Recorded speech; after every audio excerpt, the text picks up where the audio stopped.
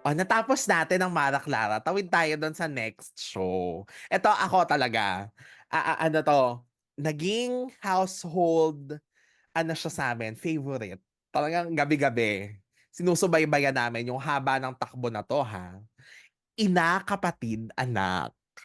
Ah, Mhm. Eto oo. na muna ang first question ko diyan, Miss Danix. Kayo ang nagbuo talaga ng konsepto ng ika? Usually kasi may mother concept yan, eh, tapos kami yung nagpapalawak. So yung Mhm. mother concept niyan galing kay Sir Rondel. Aha. We need to realize na galing kami sa Mara Clara at that time, pero hindi magkasunod, pero yung Yeah. isa sa valley na pinagdaanan namin ay Mara Clara. So yun. Mhm. So Tap naghahanap sila ng something Parang something gano'n na din. hmm, Mhm. Kasi dati naaalala ko lang ha, may lumabas na report ito dati na parang kapamilya Gold siya tas si Andy Eigenman pa at saka Jessie Mendiola dapat yung magbibida, parang gano'n. fake news yun. Kasi di ko na Ah, ano, na tinas sila ever kung tagal na rin kasi niyan Gympie. oo. Pero ever since Maha Kimcho talaga siya. Mhm, tas pang prime time Mapagsabi talaga. pang-prime kasi siyempre Maha Kimcho siya, eh. So Oo. wala hindi umabot sa'kin kasi yung Ina-Kapatid, Anak nung nag-start yan nandun na kami. Mhm. So yun, ayun. Pero walang So walang ibang kinas diyan sa pagkakaalala ko.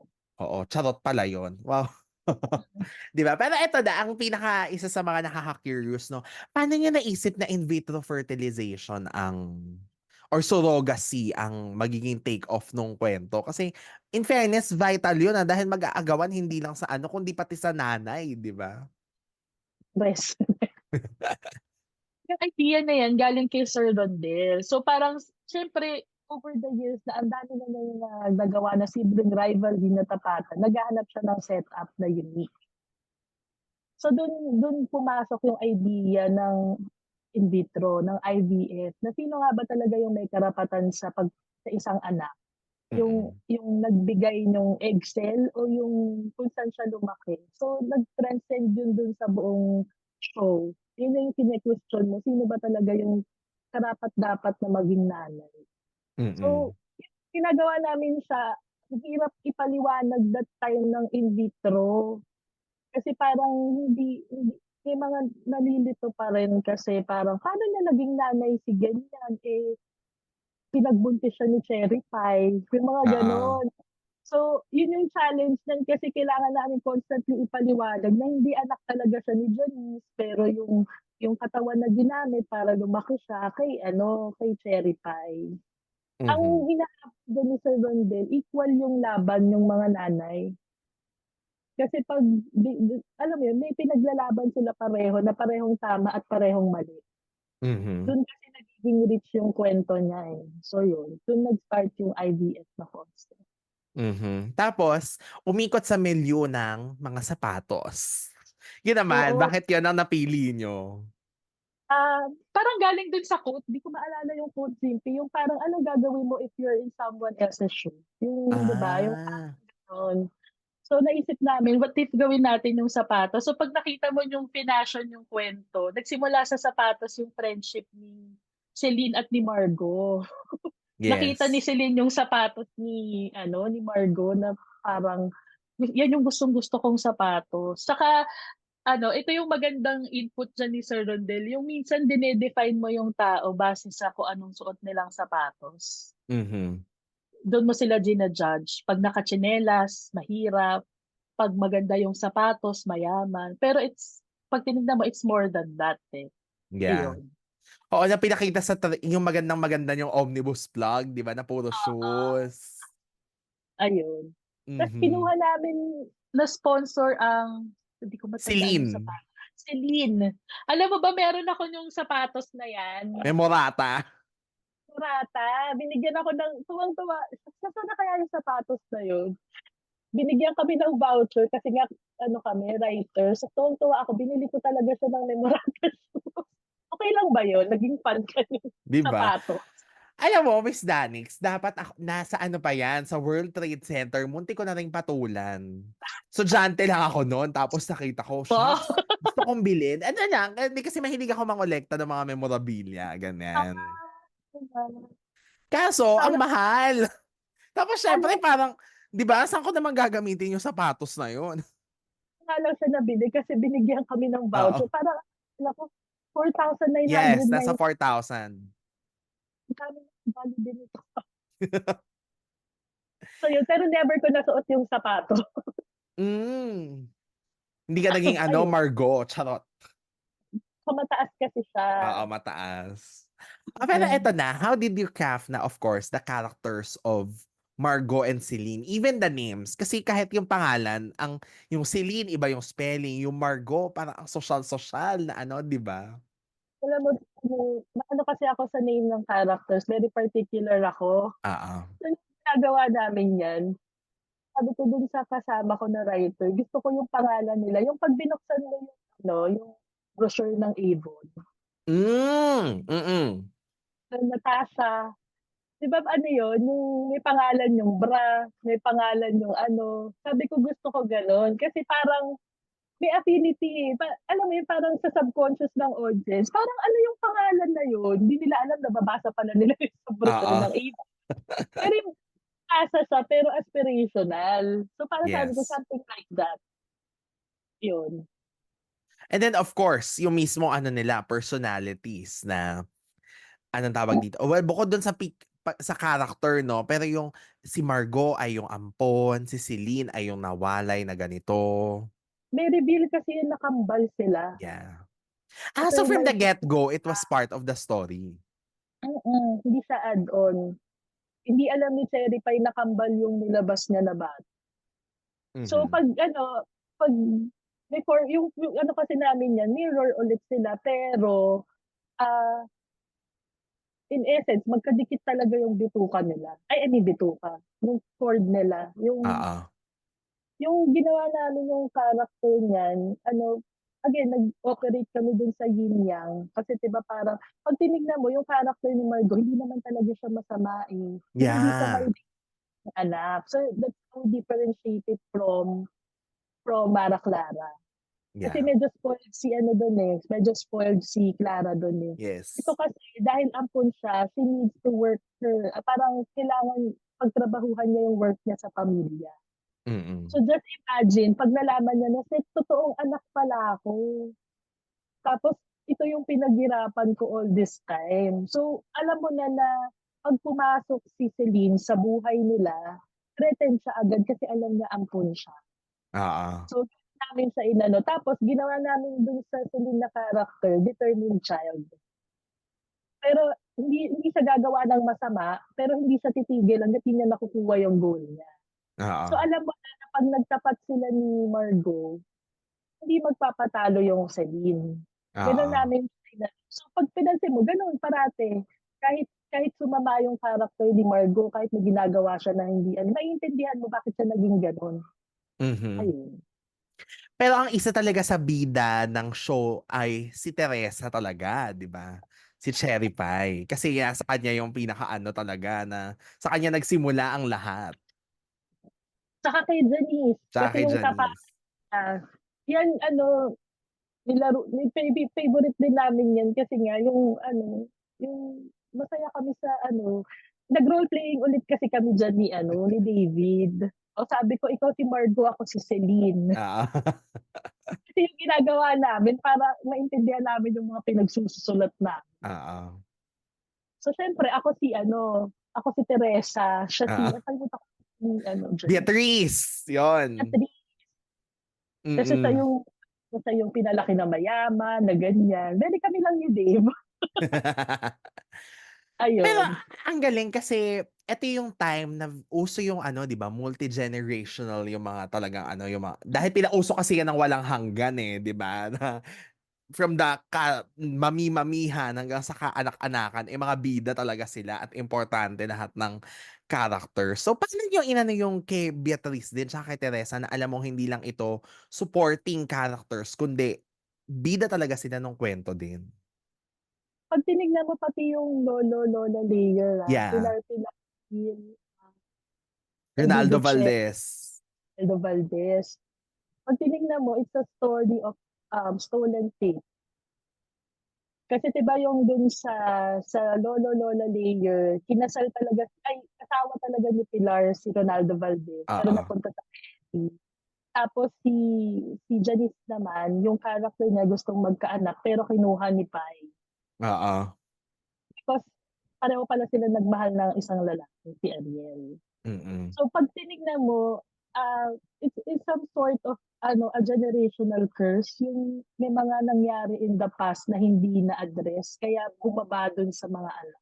Oo. So, nasa story nung mga anak kung sila ba yung puputol nung curse. Siyempre hindi namin siya ini-imagine na curse, I'm just, parang nagtutuloy Yeah. lang ako dun na 'pag tinignan mo, oo nga 'no, may maraming unresolved issues 'tong pamilya na 'to na kay Margo at kay Celine kung sila yung tatapos ng hidwaan ng dalawang pamilya, Oo. ayun. Ang ganda kasi kailangan ay ano yun 'di ba importante siya para kitang-kita yung family layer na, o bakit hanggang dulo gano'n ang mga naging problema, tsaka yung relevance din ng mga roles. Mm.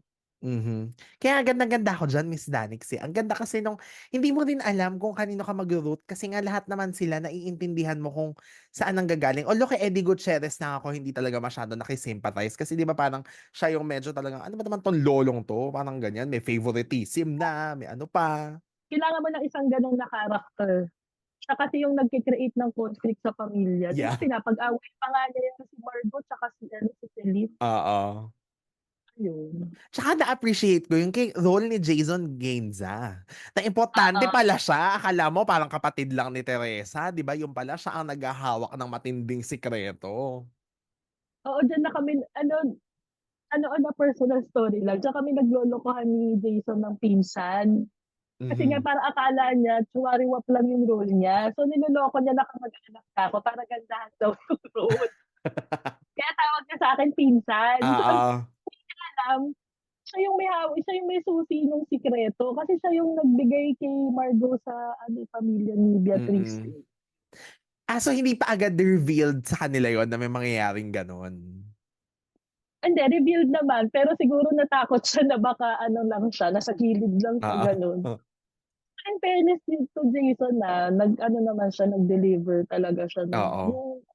ano ka talaga sa kanya, maaantig ka sa kanya.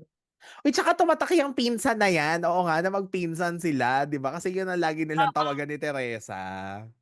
nilokohan nila, Mm. ayun. So eto na, of course, yung mga ano, tapatang eksena ni Margo at Celine at ang iconic talaga diyan ay yung debut sa Oo, ano, yung mm. with the bonggang gown sa parang may May pa-butterfly effect. butterfly, may picture pa ako niyan, suot-suot ko yung butterfly. Sira ulo din ako, eh.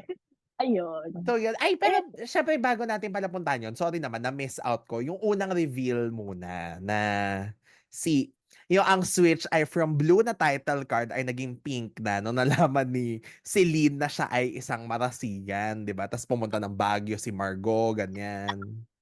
mm. So paano Ano niya yun, sinet up na parang early on, kailangan ng malaman ni Celine yung katotohanan? ah, naalala ko kasi yun yung mismong kwento, parang hangga't hindi mo siya nire-reveal, magiging ano lang yung playing field nila, yung battleground nila. Siyempre ano diyan magtu-turn exciting na part yan, eh, yung anong gagawin nila 'pag nalaman nila na dapat pala Marasigan si Celine. Oo. 'Pag nandiyan yung meat talaga ng kwento, kasi alam mo na, tapatan na talaga 'to, kasi alam na nila kung sino sila. Mm. Pero parang at an advantage si Celine kasi siya pala at that time siya pa lang yung alam na anak, 'di ba? Tas Oo, kawawa si di ba parang Margo. pero tignan mo, 'di ba nagshi-shift din siya ng paunti-unti. Mage-gets mo na yung ano, yung Virgo at that time. Ito yung pinaghirapan niya, nagtiis siya sa expectations ng pamilya niya. Tapos Yeah, pagdating ni Celine na-hit niya lahat ng expectation. So parang siya, "Ano ko dito? Sino ako?" 'Di ba? oo. Na-displace siya ng malala. Kaya siya nag-Baguio. Like nag-Baguio at tapos yun na nga nag-debut na with the Oo, debut nga ba yun or debut yun, 'di ba? Debut nila yun.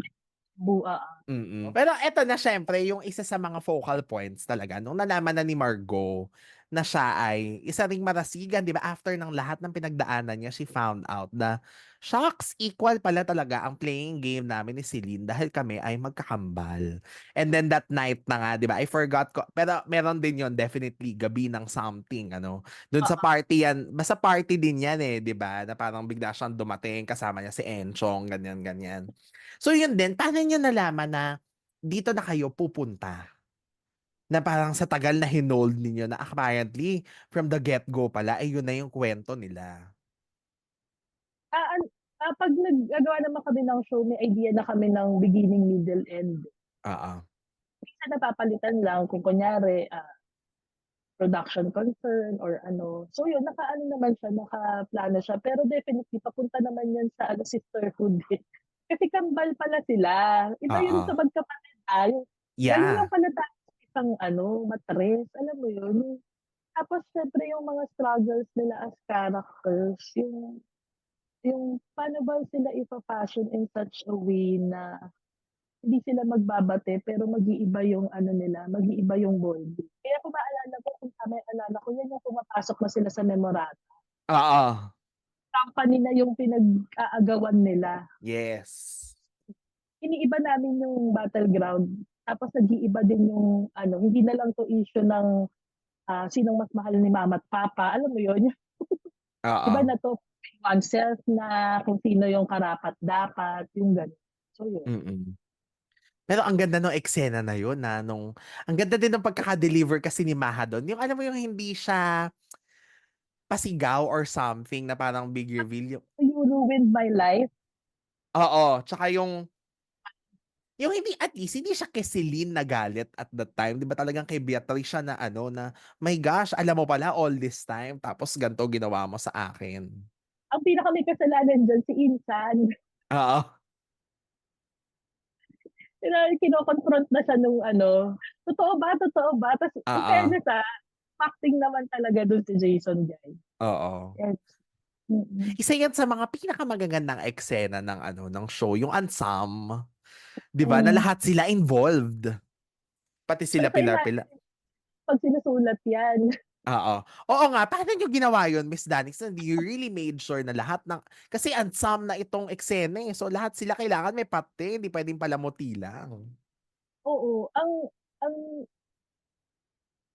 they're coming from different ano, point of view. Mm. So, parang yun yung mahirap kasi, sa isang malaking confrontation na ansam, kailangan nasasabi nila yung point nila na galing sa kanila, sa kung anong pinanggalingan nila within that issue. So, Yeah. imagine mo 'pag pinapassion mo yung script, mahina ang 3 pages diyan. Tapos kailangan hindi yung sasagot lang na, oo nga, hindi puwedeng Oo. gano'n. Dapat meaty yung sinasabi ng bawat character. Kaya yan yung isa sa yan 'pag mga ensemble na confrontation, yan mahirap talaga isulat. Mm. Nakakailang revisions kami. Grabe Ayun, 'no? Nai-imagine ko kasi ang hirap niya ng i-shoot dahil nga you have to get all the ano, the camera hmm, angles and kailangan may exposure lahat ng artista. Pero oo nga, it all boils down sa script kung paano siya ipo-pull off, 'di ba? oo. Grabe, kasi ang dami yung eksenang ganyan, eh. I think mas marami pa kayong eksena kaysa sa Walang Hanggan na ganito, na kailangan lahat talaga. Kasi nga 'pag may ni-reveal na isa, involved yung buong pamilya, 'di ba? Family affair. Oo, kailangan it's a family affair na pati yung mga characters nila Alex Medina, nila John Regala nandun lang sa gilid pero meron din silang ganap. Ayun, saka in fairness yung mga subplots din, ano din, parang dumikit din siya. Alam mo minsan 'pag gumagawa kami niyan, nagfa-fall into place na lang, eh. Yung minsan di mo nga napaplano. Oo, Pero yun nga, parating naman tinuturo sa amin ni Sir Rondel, when you stick to your story, everything will fall into place. mm. Basta alam mo lang kung ano yung core nung kwento mo. So yun, Yes. mga ano yan, mga ano, tawag dito, anong tawag dito? Nakalimutan ko yung Tagalog word ba yun? Ayun talaga siya. Oo, Ayun. yes.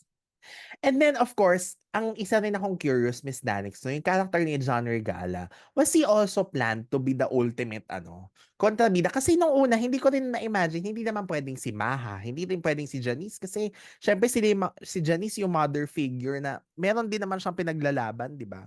Hindi ko alam kung tama yung pagkakaalala ko, pero parang add-on niya si Alex tsaka si John Regal.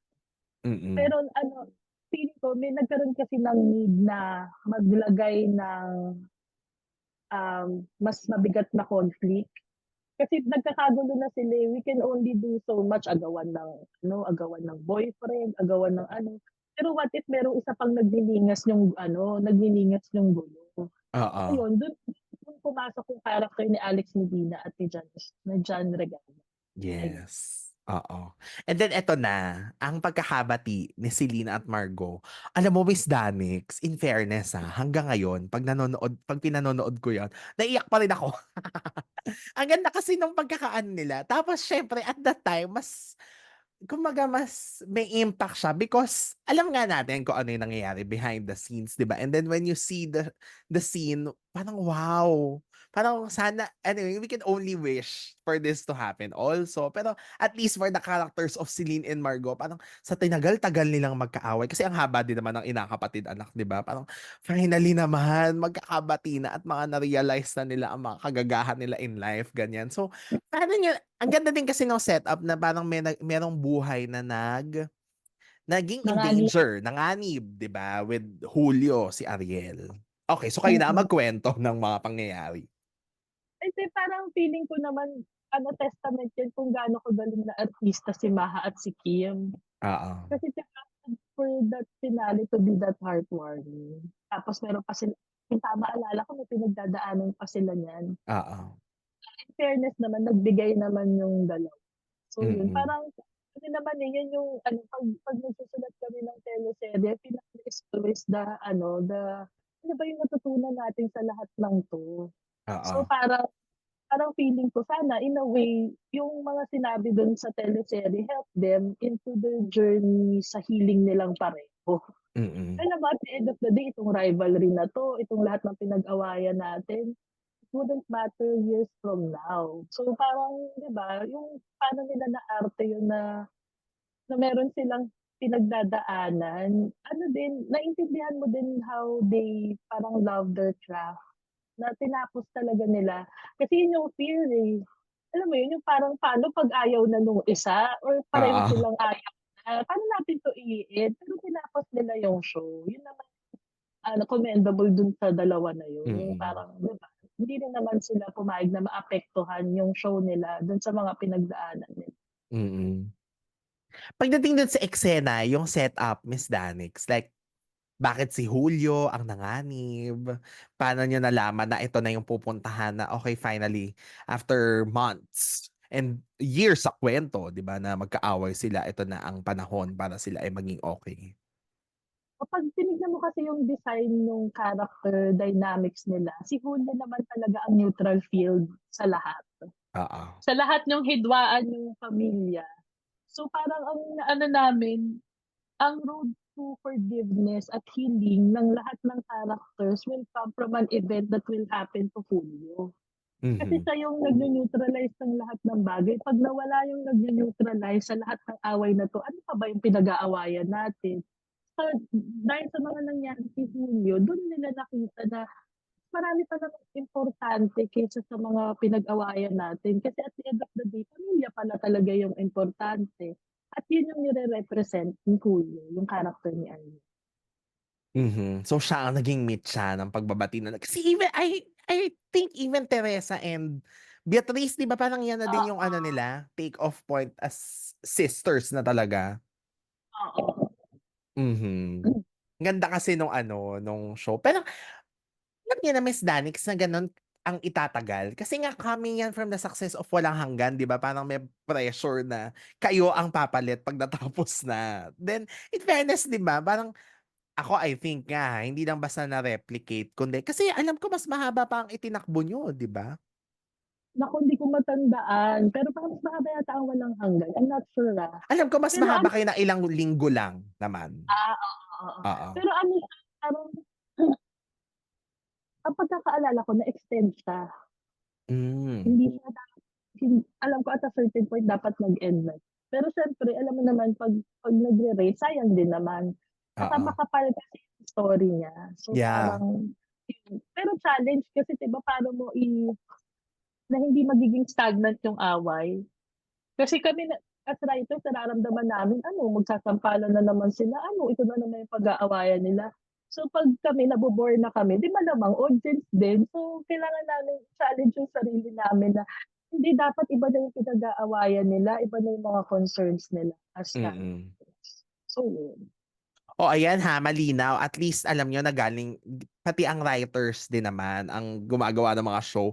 May mga gano'n ding thoughts. Kasi 'di ba, lagi na lang sinasabi na, "Ano ba 'yan, gaganyan, ganyan, gano'n na naman." Nangyayari siya talaga. Ang hirap lang din naman. Pero ang galing nga kasi dito sa Ina Kapatid Anak, alam mo Miss Danig, kasi hindi 'to bola. But unlike siguro comparing to other shows, dito yung hindi ko naramdaman na, ano ba 'yan, sini-stretch na lang nila or pinapahaba na lang nila para talagang mag-ano. Ang galing niyo na hindi niyo hindi niyo narating yung at least for me, hindi hindi ko naramdaman na gano'n yung nangyayari na, baka ganito talaga siya kahaba kasi akala ko siguro mga saglit lang or siguro 6 na buwan, gano'n. Pero hindi ko Yun siya nga naramdaman. ano diyan JP yung vision na dapat may gabi ng ganyan. Kasi every time na may nangyayaring malaking event, nagre-ripon yun, eh. So, Oo, kumakapal talaga yung kwentuhan. So, yung vision din in fairness nila ano yan, ni Sir Rondel tsaka ni Sir De. oo. Yung sinasabi nila sa'min yun parang, ha? Kasi usually 'di ba sa soap hahanapin mo lang yung markers kailan tataas, ito parang gusto nila kada linggo. Oo, oo, oo. Kahit pa yan nagha-hand to mouth yan, eh. So, Hmm, yung aligaga talaga namin nila Dave, yung kung paano namin as a team ginagawa, yung parang ang hirap, ayun. mm. Oh, pero 'di ba na-pull off naman at saka ang tawag dito, ang pinagkaiba pala niya sa Mara Clara, yung kaya may genre gala 'no, kasi 'di ba parang early on nagkabati na si Margo at si Lynn, parang mga 1 buwan to the Oo, ending, yung hindi hanggang dulo. mm. Kailangan mo ng mga gano'n, eh, tsaka ano, pambwisit kasi minsan 'pag naintindihan na nila yung kontrabida kailangan mo na ng bagong panggigil. Oo, kasi hindi na Oo, sila yun. mabubuwisit. Oo, part din yun nung ano, eh, hindi namin ina-achieve na mabwisit sila, Oo. pero mo ng gigil na kampihan mo yung main characters, eh. Oh, ito naman Miss Danik, siyempre gano'n din katulad nung Mara Clara 'no, ano ang mga trivia na puwede niyong mai-share na puwedeng hindi namin alam or interesting or a confirmation of a story, charot. Mga gano'n. Na Sa ika. alam mo wala masyado akong maalala diyan kasi parang na-comatose na ako niyan sa pagod. Eh, ano yan, isa yan sa mga smooth sailing na show. So, feeling ko yung trivia talaga yung nag-ano talaga diyan yung mga hashtag gabi ng ganyan, Oo. yung ayun. Ayun nga, yung mga pangalan nila galing sa brochure ng Natasha Oo. tsaka Uy, pero in fairness sa mga gabi ng blank, gabi ng pagpapakilala, gabi ng keme, inaabangan yan, ta's meron pa nga akong friend na 'di ba kasi medyo important din yung character ni Alex Pilina pero hindi kasi siya bida, 'di ba? Ta's parang sinabi niya, "Ano ba 'yan? Bakit walang gabi ng blank?"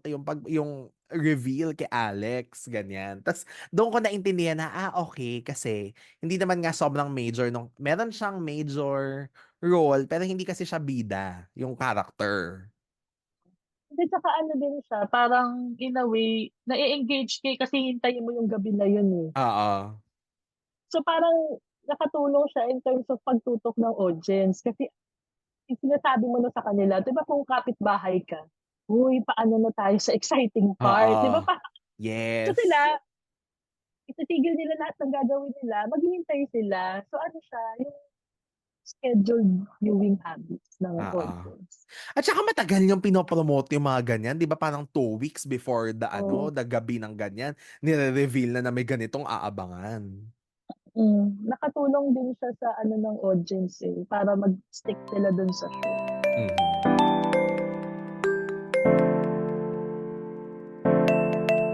Okey, eto na siyempre itatawid na natin ang dalawang prime time to a very successful afternoon teleserye. Kadenang ginto. Iba kasi may certain difference ang kwentuhan ng afternoon at ng prime eh.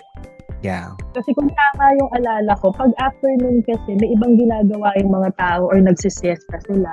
So, kailangan mo sila i-engage sa afternoon. Iko, Mondragon, it's a very powerful name. So, sabi ko, Mondragon yung gamitin natin. So, diba pag napansin mo kahit sa script, Mondragon. Para mag-work siya, kailangan yung kontrabida is larger than life. So, sabi hindi naman madaling gawin yun kasi kailangan, pag larger than life yung character, like, di ka may eliminate, sila Dimples, tsaka sila Beauty, yung how they handle the character, di ba parang si Dimples, yan ba yung role ko? Pero ko, Elizab ako na na pulang dress, na maglalakad ako sa gitna ng scout something. In fairness din naman sa mga gumawa ng show, nilaro din naman talaga nila para maging campy din. Yung ng pagiging campy niya, tumodo, alam mo yun. And yung plugs yan, di ba? Nandun yung totoong camp. Yung mga plug, yung mga... may mga gumagawa ng memes. Natatawa na lang kami. So, pero masaya naman kasi parang alam mo, tumututok din sila pag ine-ere yung show. Pag ang kontrabida talaga nagbigay, half the battle won ka na. Kaya very pag pumipili ka ng kontrabida na sobrang willing. Yung casting yan parang wala namang naging second choice sa pagkakaalam. Pati si Beauty, siya na rin si Romina. Siya talaga si Romina. Pero pag sinin mo yung pangalan. CNM ulit. Si Mara, si Clara, si Margot, si Celine, si Cassie, at si Marga. At sila CM. Sinasadyahan niyo ba yun?